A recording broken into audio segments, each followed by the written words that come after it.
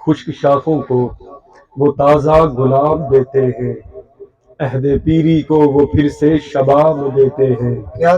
پڑھ لے درود غفلت نہ کر خدا کی قسم، تیرے سلام کا وہ بھی جواب دیتے ہیں۔ اس لیے بآواز بلند اپنے آقا و مولا کی بارگاہ میں جھوم جھوم کے یہ سمجھتے ہوئے کہ ہمارے سروں پہ اتنے بالوں کی تعداد نہیں جتنے حضور کے ہم پر احسانات ہیں، اس احسانات ان احسانات کو مد نظر رکھتے ہوئے بآواز بلند کوئی لب کوئی زبان خاموش نہ رہے، سرکار کی بارگاہ میں درود و سلام کرنے جا اللہ تبارک و تعالیٰ کی حمد و ثنا، درود پاک نبی زمین و زمان، نبی حور و غلمان، تاجدار دو عالم، آقا و مولا احمد مصطفیٰ جناب محمد مصطفیٰ علیہ تحیت حسنہ کی بارگاہ میں پیش کرنے کے بعد معزز دوستان گرامی قدر، احباب ذی وقار، آج کی محفل کی بزم آرائی کے مقصد سے سبب سے ہم سبھی احباب بخوبی واقف و آگاہ و آشنا ہیں۔ وہ ایک حدیث شریف بھی آپ نے سماعت کر لی اور سمجھ لی اور اس پر عمل پیرا ہو گئے۔ میرے آقا نے فرمایا تھا نبر اللہ سمع مقالتی فحفظها ووعاها واداها، جس نے میری حدیث کو سنا پھر اس حدیث کو یاد کیا اور پھر اس حدیث کو محفوظ کر لیا اور پھر اس محفوظ کردہ حدیث کو آگے بیان کر دیا۔ فرمایا قیامت کے دن جب کچھ چہرے غمگین ہوں گے، جب کچھ چہرے گردآلود ہوں گے، جب کچھ چہرے سیاہ ہوں گے، اس دن بھی یہ چار کام کرنے والا، میری حدیث کو سننے والا، یاد کرنے والا، محفوظ کرنے والا اور آگے منتقل کرنے والا، فرمایا جس دن سب چہرے گردآلود ہوں گے اس دن بھی اس کا چہرہ گلاب کی طرح ہوتا ہے۔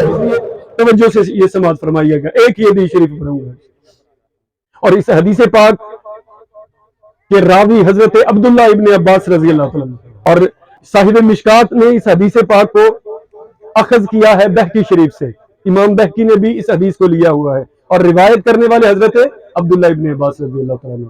حضرت عبداللہ ابن عباس رضی اللہ تعالیٰ عنہ کہتے ہیں کہ امام الانبیاء علیہ السلام نے ارشاد فرمایا مل میت فی القبر الا کالغریق المتغوص، قبر والا اپنی قبر میں ڈوبتے ہوئے فریادی کی طرح ہوتا ہے، قبر والا اپنی قبر میں ڈوبتے ہوئے فریادی کی طرح ہوتا ہے۔ جس طرح کوئی آدمی گہرے پانی میں ڈوب رہا ہو، غوطے لگا رہا ہو تو وہ اپنے بچاؤ کے لیے کوئی ہاتھ پاؤں مارتا ہے، بقا کی کوشش کرتا ہے، اسی طرح میرے آقا نے فرمایا اس کے لیے اردو میں ایک محاورہ بھی وضع کیا گیا ہے، ڈوبتے کو تنکے کا سہارا۔ تو میرے آقا نے فرمایا قبر والا اپنی قبر میں ڈوبتے ہوئے فریادی کی طرح ہوتا ہے۔ آگے الفاظ سماعت کیجئے، فرمایا ینتظر دعوتا تلحقہ من اب او ام او اخ او صدیق، قبر والا اپنی قبر میں انتظار کرتا ہے کس چیز کا؟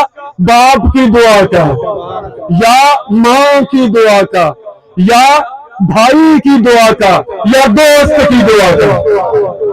اب توجہ رکھیے گا، اب حدیث کے بحر حدیث کے ان الفاظ میں غوطہ زنی کیجئے گا، آپ کو بڑا لطف آئے گا، ذرا تدبر کیجئے گا، ذرا تفکر کیجئے گا تو بڑا ہی لطف آنے والا ہے انشاءاللہ۔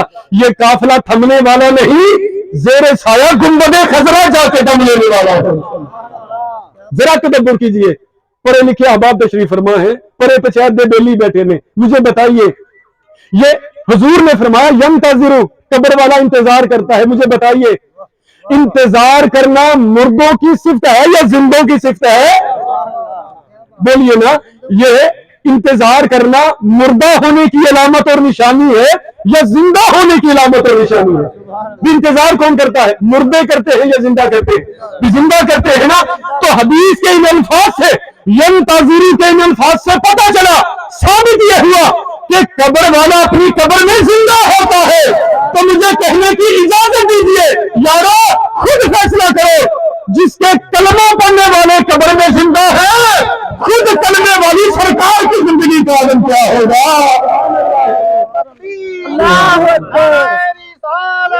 سبحان اللہ،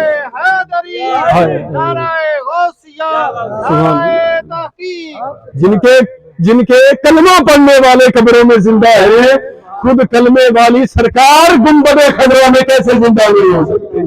اور جن کے غلام نہیں مرتے، ان کا آقا گنبد خضرا میں جا کے کیسے مر گیا؟ آگے پھر میں دیکھیے، اچھا میں یہاں پر رک کر ایک بات عرض کرنا چاہتا ہوں. میں یہ بھی نہیں کہتا کہ ہر قبر والا زندہ ہوتا ہے. کیوں؟ اس لیے کہ کچھ کاجرو ایسے بھی ہیں، کچھ بدبخت ایسے بھی ہیں، کچھ ایمان فروش ایسے بھی ہیں جو زندہ ہو کر بھی مردہ لاشوں کی طرح چلتے ہیں. آپ کہیں گے شاہ صاحب اتنا بڑا دعویٰ، تو اس کی دلیل کیا؟ میں نے کہا قرآن. اس کی دلیل بھی قرآن. اچھا اب یہ بتاؤ مجھے ذرا، پہلے طے کر لیتے ہیں ایک بات کہ قرآن کچھ کہے اور سائنس کچھ کہے، کس کی مانو گے؟ پکی بات ہے، سب کا یہ پلان ہے. کس کی مانو گے؟ قرآن کچھ کہے، سائنس کچھ کہے، کس کی ماننی ہے؟ قرآن. ماشاءاللہ سب قرآن کے ماننے والے ہیں. اچھا قرآن نے فرمایا جب حضور ابو جہل کو اور ابو لہب کو، کفار کو تبلیغ دین فرما رہے تھے، تو وہ انکار پہ انکار کرتے جا رہے تھے. ہم تیرے رب کو نہیں مانتے، اسی 360 بنائی پھر دے، تو ایک کتوں لے ہیں، تو ہم 360 ماننے والے ہیں. ہم تیرے رب کو نہیں مانتے اور تجھے نبی بھی نہیں مانتے. مصطفیٰ کا اصرار پہ اصرار بڑھتا گیا اور کفار کا انکار پہ انکار بڑھتا گیا. اسی اصرار و انکار میں، اسی اصرار و انکار میں بلبل سدرا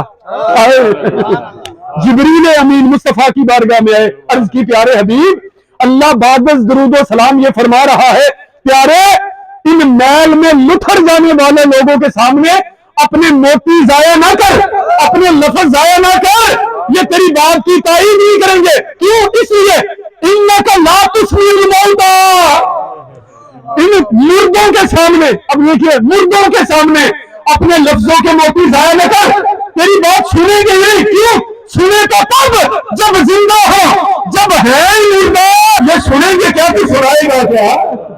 جب ہے ہی مردہ یہ سنیں گے کیا تو سنائے گا کیا؟ اب توجہ رکھیے گا، ہے توجہ دوستوں کی. ابو جہل ہاتھوں سے کھا رہا ہے. Keep my words in the soft corner of your mind.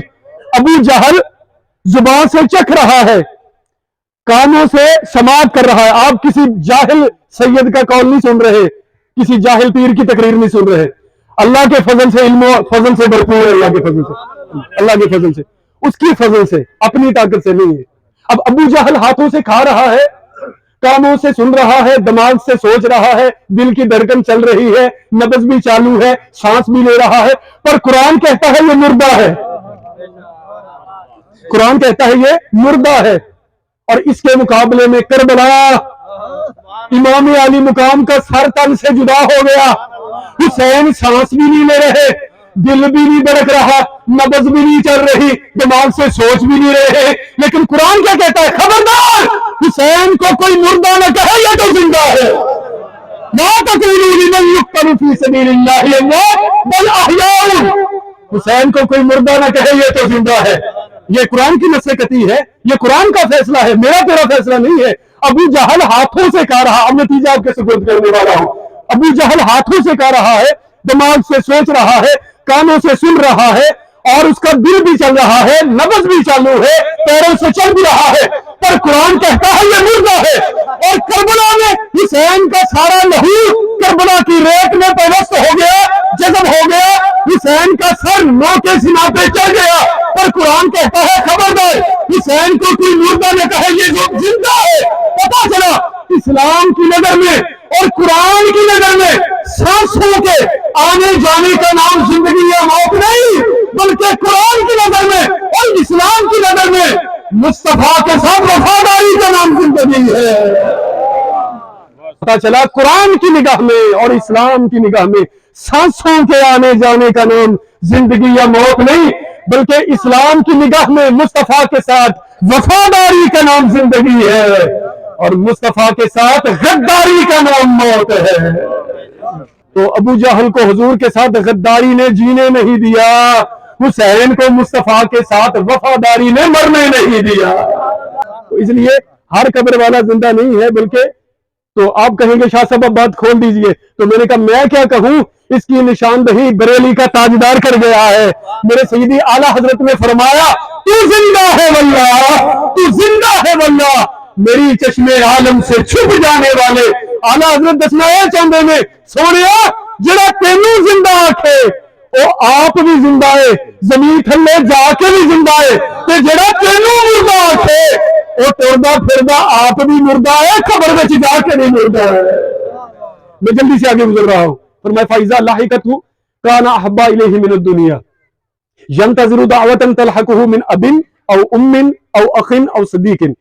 قبر والا کس کی دعا کا انتظار کرتا ہے؟ بولیے، ماں کی دعا کا، یا تو کس کی دعا کا انتظار کرتا ہے؟ یا ماں کی دعا کا، یا باپ کی دعا کا، یا بھائی کی دعا کا، یا دوست کی دعا کا۔ مجھے دوستوں کہنے کی اجازت دیجئے، قبر والا جب اس کو یہ دعا پہنچتی ہے تو اسے پتہ چل جاتا ہے، اس کے سامنے سے پردے اٹھ جاتے ہیں کہ دعا میرے باپ نے بھیجی ہے یا میری ماں نے بھیجی ہے، یا دعا میرے باپ نے بھیجی ہے، یا دوست نے بھیجی ہے، یا میرے بھائی نے بھیجی ہے، تو میرے کا مسئلہ حل ہو گیا۔ ارے جب قبر والا جانتا ہے دعا کس رشتے دار نے بھیجی ہے، تو کیا گنبد خضرا والا نہیں جانتا درود کس امتی نے بھیجا ہے؟ قبر والے کو پتہ چل جاتا ہے دعا کس رشتے دار نے بھیجی ہے۔ کیا مصطفیٰ گنبد خضرا میں نہیں جانتے درود کس امتی نے بھیجا؟ سبحان اللہ۔ جلدی سے چلیے آگے۔ فَإِذَا لَحِقَتْهُ كَانَ أَحَبَّ إِلَيْهِ مِنَ الدُّنْيَا وَمَا فِيهَا۔ اب جب قبر والے کو یہ دعا پہنچی، حضور نے کیا فرمایا؟ فَإِذَا لَحِقَتْهُ كَانَ أَحَبَّ إِلَيْهِ مِنَ الدُّنْيَا وَمَا فِيهَا۔ جب یہ قبر والے کو دعا پہنچتی ہے تو اسے یہ دعا دنیا اور دنیا کی ہر شے سے زیادہ پیاری ہو جاتی ہے۔ یعنی سرکار فرمانا یہ چاہتے ہیں کہ اگر اسے دنیا اور دنیا کی ہر چیز جو بھی اس میں ہے، اسے خزانے بھی دے دیے جائیں، اسے تاج و تخت بھی دے دیا جائے، اب وہ راضی نہیں ہوگا۔ اب کیسے راضی ہوگا؟ جب اس کے لیے دعا کی جائے گی، اسے اتنا راضی ہو، وہ اتنا راضی ہوتا ہے کہ اسے بادشاہ بھی اب بنا دیا جائے تو وہ راضی نہیں ہوگا، بلکہ راضی اب اس صورت میں ہوگا کہ اس کے لیے دعا کی جائے۔ ایک مرتبہ فکر ہے، ایک طبقہ ہے، نام لینے سے اونچا رہا کرو، ہم حضور کے چاہنے والے ہیں، سب عاشق ہیں، سب مسلمان ہیں، لیکن میں ان سے پوچھنا چاہتا ہوں، کچھ کہتے ہیں جی یہ جو درود ہے نا یہ براہ راست حضور تک نہیں پہنچتا، تو میں نے کہا حدیث کے الفاظ پہ غور کیا ہوتا تو کبھی یہ بات نہ کرتا میرے یار، کبھی یہ بات نہ کرتا۔ فَإِذَا لَحِقَتْهُ، یہ نہیں کہ جب دعا پہنچائی جاتی ہے، بلکہ یہ ہے کہ جب دعا پہنچتی ہے۔ تو میں نے کہا جب یہ دعا جو پہنچتی ہے یہ کون سے فرشتے پہنچاتے ہیں؟ تو میں نے کہا پھر پتا چلا، ثابت یہ ہوا، نتیجہ یہ نکلا کہ اگر دعا فرشتوں کے وسیلے کے بغیر براہ راست پہنچ سکتی ہے تو یقیناً ہمارا پڑھا ہوا درود بھی براہ راست مصطفیٰ تک پہنچ سکتا ہے۔ فَإِذَا لَحِقَتْهُ كَانَ أَحَبَّ إِلَيْهِ مِنَ الدُّنْيَا وَمَا فِيهَا۔ جب اسے یہ دعا پہنچتی ہے تو یہ دعا اسے دنیا اور دنیا کی ہر شے سے زیادہ، بولے یار، بولے تو صحیح یار، مسکرا کے دیکھیں ذرا میری طرف اور بولے ذرا، اسے پہنچتی ہے تو یہ دعا اسے دنیا اور دنیا کی ہر شے سے زیادہ پیاری ہو جاتی ہے، پیاری ہو جاتی ہے۔ ابھی دعا کرنے والا پیارا نہیں ہوا، دعا پیاری ہوتی ہے۔ یہ فرق ہے امتی میں اور میرے آقا میں، یہ فرق ہے امتی میں اور نبی میں کہ جب قبر میں امتی کو دعا پہنچے اسے دعا کرنے والے سے زیادہ ابھی دعا پیاری ہوئی ہے، لیکن جب ہم مصطفیٰ پہ درود پڑھتے ہیں تو انہیں درود سے زیادہ درود پڑھنے والا پیارا ہو جاتا ہے۔ کیوں؟ اس کی وجہ یہ ہے کیونکہ قبر والا ہماری دعا کا محتاج ہے، حضور ہمارے درود کے محتاج نہیں ہے۔ قبر والا دعا کا محتاج ہے لیکن حضور درود کے محتاج نہیں ہے، اس لیے اسے دعا پیاری ہوتی ہے اور حضور کو درود پڑھنے والا پیارا ہوتا ہے۔ کیوں؟ وہ محتاج ہے اور حضور کو درود کی احتیاج نہیں ہے۔ یہی وجہ ہے کہ جب ہم قبر والے کے لیے دعا مانگتے ہیں تو اس کے درجے بلند ہوتے ہیں، لیکن جب ہم مصطفیٰ پہ درود پڑھتے ہیں تو خود ہمارا درجے بلند ہو جاتے ہیں۔ آگے فرمایا من الدنیا وما فی وَإِنَّ اللَّهَ تَعَالَى لَا يُدْخِلُ عَلَىٰ أَهْلِ الْقُبُورِ مِنْ دُعَاءِ أَهْلِ الْأَرْضِ أَمْثَالَ الْجِبَالِ۔ آج آپ کا ٹائم ضائع نہیں ہوگا، آج آپ کا ٹائم بن جائے گا اللہ کے فضل سے۔ حضور نے فرمایا وَإِنَّ اللَّهَ تَعَالَى لَا يُدْخِلُ عَلَىٰ أَهْلِ الْقُبُورِ مِنْ دُعَاءِ أَهْلِ الْأَرْضِ أَمْثَالَ الْجِبَالِ۔ میں ایک لفظ کا ترجمہ کر رہا ہوں اللہ کے فضل سے تاکہ کس کے دل میں گمان نہ آئے کہ شاہ صاحب اپنی طرف سے ترجمے کر رہے ہیں۔ توجہ رکھیں، وَإِنَّ اللَّهَ تَعَالَى لَا يُدْخِلُ عَلَىٰ أَهْلِ الْقُبُورِ مِنْ دُعَاءِ أَهْلِ الْأَرْضِ أَمْثَالَ الْجِبَالِ۔ जिंदों का दुआ करना कब्र वालों के लिए, उनके लिए अमसाल अलजिबाल, पहाड़ों की शक्ल इख्तियार कर लेता है। अमसाल अलजिबाल, असी दुआ एक करने हैं पर वो पहाड़ा की मिसल, पहाड़ा कन्वर्ट होके, तब्दील होके कब्र वाले में पहुंच गई है। दुआ का पहाड़, दुआ का पहाड़। तो पता चला इससे एक मसला हल हुआ है, वो ये वइन्नल्लाह तआला ला युदखिलु अला अहलिल कुबूरी मिन दुआई अहलिल अर्दी अमसाल अलजिबाल। दुआ एक करने हैं पर पहाड़ की सूरत में पहुंच गए, मसला हल हो गया। और कब्र से पहाड़ जा सकते हैं, उम्मत ने गम खा नहीं जा सकते।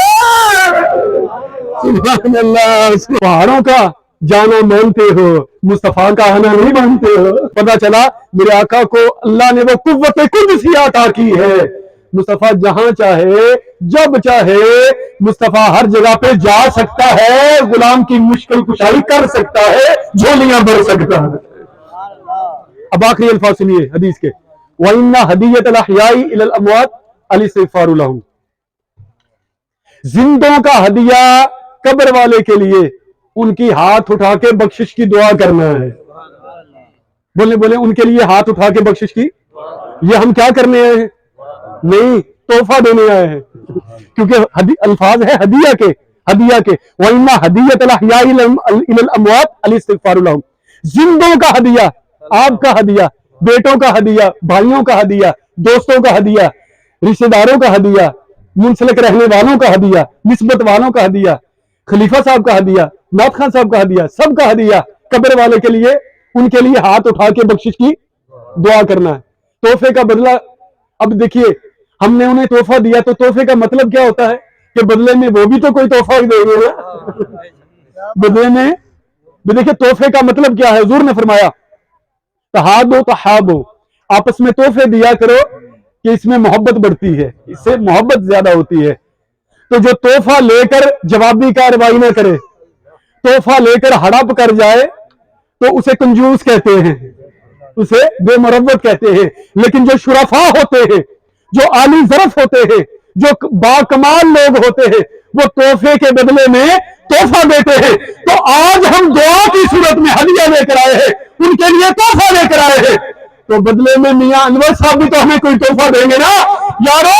हदीस के इन अल्फाज से ये गुत्थी सुलझ गई जो उलझी हुई थी, मसला हल हो गया।